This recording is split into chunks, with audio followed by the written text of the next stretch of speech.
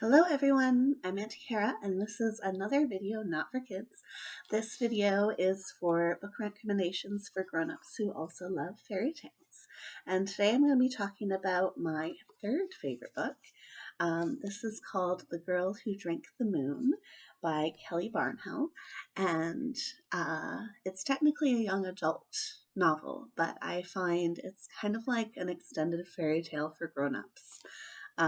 Or almost to be grown-ups, I guess. But I really loved it. It's just so magical. It's really beautiful. It's full of standing up for what you believe in, which is really what I think the essence of a fairy tale is, and a little bit of what we all need in this world right now. A little bit about this book. So the basic premise is that there's this town that is ruled by fear, and they have this tradition or this ritual, I guess, where they believe that the source of all their trouble is a witch who lives in the nearby swamp. Uh, and they believe that she is a mean, evil witch that requires a sacrifice every year, or she'll strike down the town and unleash all levels of pain and hardship and evils on them. So what the town does in order to combat this is on the day of sacrifice, the youngest citizen, so usually the newest baby to have been born, is taken from its mother, which is really heart-wrenching, and there's a lot of scenes around that pain and that separation in the book that is really hard, but also really beautiful in that intense love and care and connection. And the baby is then marched through the town where everyone gives their thanks and is left in the woods, presumably to be gathered up by the witch. Now the thing is that there is a witch in the forest or in the swamp, but she's actually really nice and she can't understand why these people keep leaving babies in the woods to die every year. So she does take the babies in order to save them from dying from exposure to the elements or from other animals that may come across them. But she is basically the guardian of these children, and she uses her magic to match them with the best possible family that would be for this child. And she goes on a journey with these babies, feeding them goat's milk and a bit of starlight along the journey, which gives them a little bit of magic. And they're revered across the lands as star children, and they bring blessings to their communities. And it's this whole big tradition, and it's celebrated everywhere except this one town that's ruled by fear. And then she meets one baby and something goes a little wrong or a little right, depending on how you want to look at it.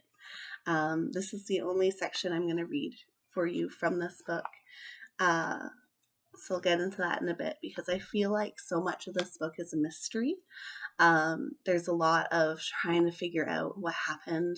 The witch herself is quite old. She's getting up there in years and has a hard time remembering all of the details of her very long life.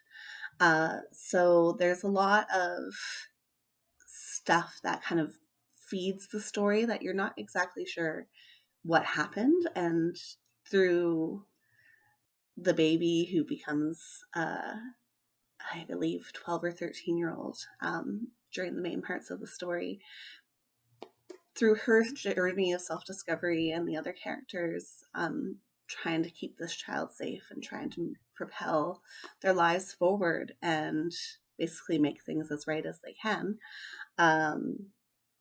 You learn a little bit more about what happened, and that journey is accented by some of the most wonderful descriptions of magic and most playfully silly descriptions of magic that I've ever read before. It's a very beautifully written book. There's lots of vivid characters. One of my favorite is, I don't know if you can see in here, there's that tiny little dragon. named Firion, and Firion is about the size of a dove, but his mother told him that he was simply enormous. So he believes that he is simply enormous, and because he's simply enormous, that all the humans around him must be giants. Because if he's enormous and they're bigger than him, that's the only conclusion. But really, he's quite tiny, but his whole family kind of indulges his belief in order to preserve his sense of self. And he's just a very excitable character. He's kind of like very childlike, um, very wholesome and compassionate, and cares very, very deeply. Uh, and the whole book is kind of like that. Like there's very, very vivid characters that all have a lot of substance to them. And I just fell in love with this book. I've read it about 3 times now. I keep coming back to it over and over again every time I need a little boost of something fun and magical, and to dive myself into that fairy tale world. So I'll read one of my favorite excerpts, and this takes place when Zan the witch first finds the baby in the woods that was left this year. And wrapping the baby securely in a sling, Zan marched into the woods, whistling as she walked. And she would have gone straight to the Free Cities. She certainly intended to. But there was a waterfall that the baby would like, and there was a rocky outcropping with a particularly fine view. And she noticed herself wanting to tell the baby stories and sing her songs. And as she told and as she sang, Zan's step grew slower and slower and slower. Zan blamed the onset of old age, and the crick in her back, and the fussiness of the child, but none of those things was true. Zan found herself stopping again and again just to take another opportunity to unsling the baby and stare into those deep black eyes. Each day Zan's path wandered farther afield. It looped, doubled back, and wiggled. Her traverse through the forest, normally almost as straight as the road itself, was a twisty, windy mess. At night, once the goat's milk was exhausted, Zan gathered up the gossamer threads of starlight on her fingers, and the child ate gratefully. And each mouthful of starlight deepened the darkness in the child's gaze. Whole universes burned in those eyes, galaxies upon galaxies. After the 10th night, the journey that usually only took 3.5 days was less than a quarter done. The waxing moon rose earlier each night, though Zan did not pay it much mind. She reached up and gathered her starlight and didn't heed the moon. There is magic in starlight, of course. This is well known. But because the light travels such a long distance, the magic in it is fragile and diffused, stretched into the most delicate of threads. There is enough magic in starlight to content a baby and fill its belly, and in large enough quantities starlight can awaken the best in that baby's heart and soul and mind. It is enough to bless, but not to enmagic. Moonlight, however, that is a different story. Moonlight is magic. Ask anyone you like. Zan couldn't take her eyes off the baby's eyes. Suns and stars and meteors, a dust of nebulae, big bangs and black holes and endless, endless space. The moon rose, big and fat and shining. Zan reached up. She didn't look at the sky. She didn't notice the moon. Did she notice how heavy the light felt on her fingers? Did she notice how sticky it was? How sweet? She waved her fingers above her head. She pulled her hand down when she couldn't hold it up any more. Did she notice the weight of magic swinging from her wrist? She told herself she didn't. She said it over and over and over until it felt true. And the baby ate and ate and ate. And suddenly she shuddered and buckled in Zan's arms, and she cried out once, and very loud, and then she gave a contented sigh, falling instantly asleep, pressing herself into the softness of the witch's belly.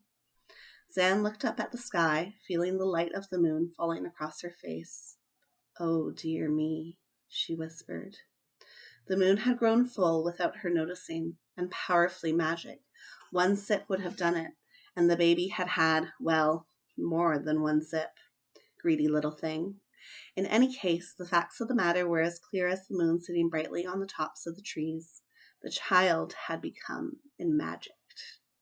There was no doubt about it, and now things were more complicated than they had been before. Zan settled herself cross-legged on the ground and laid the sleeping child in the crook of her knee.